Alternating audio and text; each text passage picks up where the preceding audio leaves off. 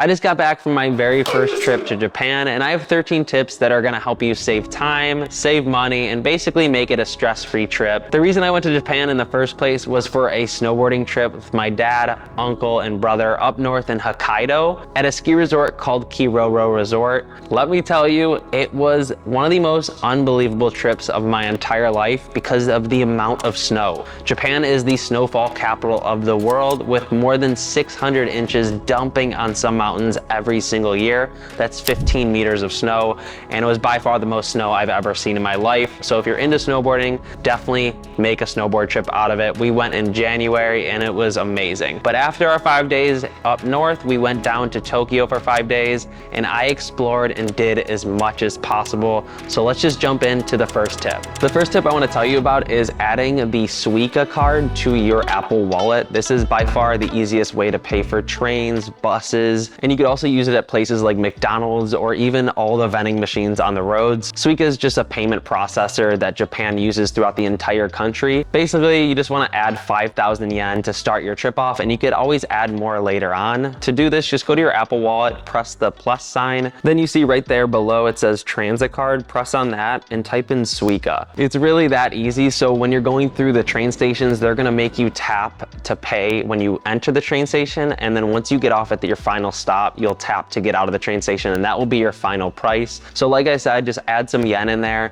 and it's super easy and convenient. This is definitely a game changer when you just get there and you're ready to go. Now moving on to tip number 2, which is do not tip while you're in Japan. Now, this is very confusing for Americans out there because we're just so used to our tipping culture, but this is gonna be a breath of fresh air where you don't have to worry about it because it's actually seen as disrespectful by the locals in Japan. The Japanese mindset on this is that if you're getting paid to do a job, you should be doing it exceptionally for the price you're paid. And if you're paying them extra, they take that as disrespect, as if they aren't doing an exceptional job. I know it's a different way of thinking, but all you need to know is you don't need to worry about tipping. You could save the money. This was super weird right when I got there and learned about this, because after traveling to 50 countries all over the world, this was the first one I haven't tipped in, and they actually didn't want any. Every time I pulled out extra coins, they're like, no, no, no, no. And it's kind of nice. You don't have to worry about it. You don't have to pay extra at restaurants or taking taxis. Although I did give a tip at the sumo wrestling match and the dance show that I went to, because they did say at the end that they would appreciate tips. So if you go to a show or if a tour guide asks you for a tip,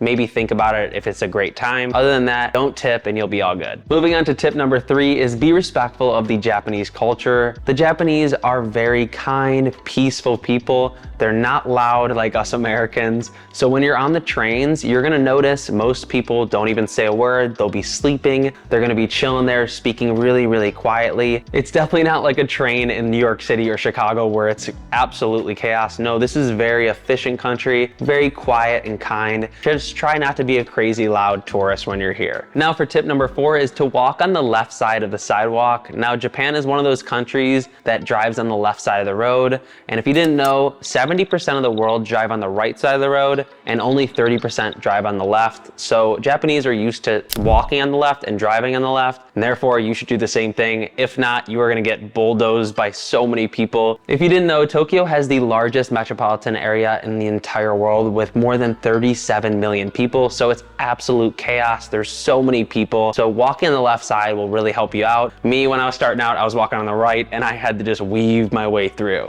but you'll be good walking on the left. Quickly moving on to tip number 5 is not to be too rigid on your itinerary. Really just go with the flow. The best part about Japan and Tokyo specifically is just getting lost in those endless streets and finding little restaurants, crazy anime stores, and really unique places. So if you are an intense planner trying to get everything down to a T, you're doing it all wrong. That's not the way to go. If you're reading blogs, watching vlogs, and going to the exact same places everyone else is, that's not gonna be the best trip for you. I think you just gotta find new places and experience it all to yourself. If you're too nervous, then we do have travel guides up here in this playlist. We're gonna make a top 10 Japan. Our vlog will be in this playlist. And also I'll make a little video about my snowboarding experience up north. It'll be all right in there. So check that out if you want, but don't be too rigid, like I said. Now moving on to tip number 6, it's a fun one. It's to learn Japanese phrases before getting here so that you're really respectful to the locals. Easy ones that work all over the world. I always do this. Learn hello and thank you. Hello is konnichiwa.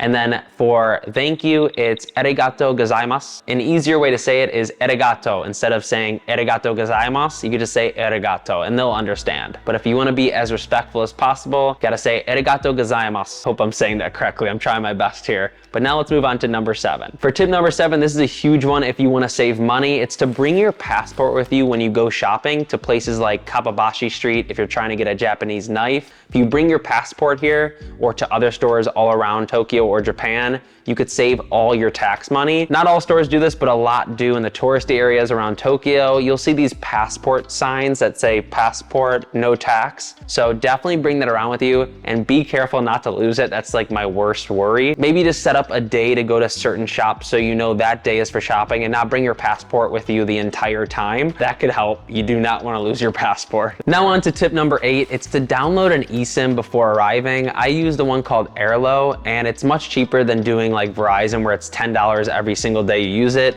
Airlo is around like $15 to $20 for your whole trip. You'll be fine with data. And another app you need to have downloaded and ready to go for your trip is the Google Maps app. You're gonna be taking a lot of trains and Google Maps is the perfect way to do it because it will tell you step by step where to walk to, what train you're getting on, when the train's coming, where you should get off the entire way. It's super easy. And I would say a lot of older people get super nervous on how to do trains in cities. With Google Maps, it is super easy. So I don't want you to worry about it. You'll have your Suica card ready to go. And I think you're just gonna have an easy time watching this video before going. Next up is tip number 9, which is trash cans are hard to come by. So be ready to hold on to your trash. I am so surprised by this because Tokyo is one of the cleanest cities in the world and I could vouch for that, but there's no trash cans around. It's so mind-boggling how they keep it so clean. So you might have to hold on to your trash for a couple blocks or even 30 minutes at a time before you find one. My biggest tip for this one is to look for like Family Marts, 7-Elevens, or Lawson's. Usually they'll have a trash can around for you to throw it at. Now for tip number 10, do not put too much pressure on a Mount Fuji day trip. I know a lot of people come to Tokyo and want to see Mount Fuji up close and personal,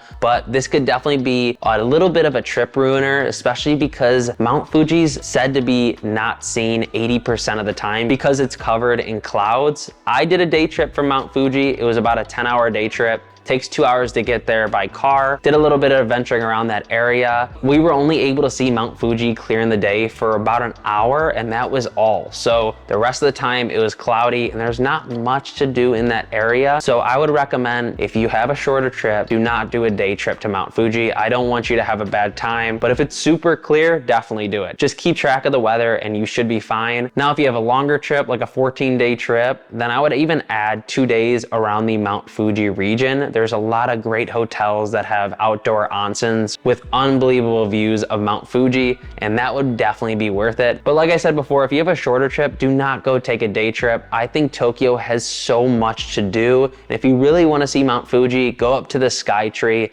and you can see it from up there on a clear day. If I'm going to be honest, out of all the things I did, the Mount Fuji day trip was not even in my top 3 things I did in Japan. I loved Tokyo so much. Just focus on that city. It is one of a kind and I cannot wait for you to experience it. Now for tip number 11, it's to be respectful, kind, and patient with the locals. The work culture in Japan is super intense with a lot of people working 16-hour days at a time. So if someone doesn't understand what you're trying to say, or if someone's not being fast enough at a restaurant, be patient with them. These people work their butts off and they don't need some snobby tourist to be assholes to them. Next up is tip number 12, which is more of a shout out to Japan. This country is super safe. Japan's top 10 safest country in the world, and Tokyo is top 3 safest city in the world. So you should feel very secure here. You don't have to have any worries, even at night. I actually love the nights in Tokyo and they're way better than the days. So be ready to stay up late. You can walk around alleyways. You can go pretty much anywhere. Just be a little bit more wary around the more bar areas, the nightlife areas where people are getting drunk. There might be fights, or you could possibly get scammed in these areas. But other than that, by far one of the safest places I have ever felt while traveling. And last but not least, tip number 13, enjoy every second you can in the bathrooms here. I know that sounds super weird, but once you experience it, once you feel the warm seats that you sit on in the bathrooms, they have world-class toilets, they have world-class bidets, and these are not just in hotels, these are in restaurants. These are in random stores. You're gonna have the comfiest bathroom experience, and I am thinking about installing one in my bathroom over here because my dad has one. It's a game changer. Bidets are game changers all over Asia, but here in Japan, the toilets are like Ferraris. Let me tell you, you're gonna enjoy them, and then you're gonna come back to this video and you're gonna be like, you were so right about the toilets, because you're gonna arrive back home and you're gonna be very sad. But thankfully you could buy things online. And finally, I just wanna give one last tip. It's a bonus tip for you Americans out there. There are so many direct flights from the US to Tokyo, and the flight's only around 12 to 13 hours, depending on where you're flying from. My wife Anna and I just got our first home here in 30A, Florida. It's on the Panhandle area. A lot of you probably have never heard of it, but all we had to do was take a flight from Panama City Beach, Florida to Dallas, Texas. And from Dallas, Texas, there's a direct flight to Tokyo. It's only around 13 hours and it was super easy. I got a list of cities that also have direct flights. You got Los Angeles, San Francisco, Honolulu, New York, Washington, Denver, Boston, Dallas, and Atlanta. So definitely take advantage of those direct flights. And like I said at the beginning of this video, Tokyo is my new favorite city in the entire world after traveling to 50 countries. That's saying a lot, and Japan is top 3 countries on my list. So get there fast, go experience it, spend some time and enjoy. I hope this helped you. And like I said, we have a ton more videos on Japan, and I hope to go back really soon because they have islands just like Hawaii down south. I definitely want to try more ski resorts up north and basically the whole country. I love it there so much. I miss the food so much. Oh yeah, I'm over here now. Make sure to like, subscribe, comment, do all those things. Help this video get pushed out to travelers just like you guys. We love you. Good night. Just wanna pack up my things and go. Just wanna be free, just wanna zone. Just wanna flow, just wanna hang with the gang, but sometimes chill on my own. Just wanna do me, just wanna doze.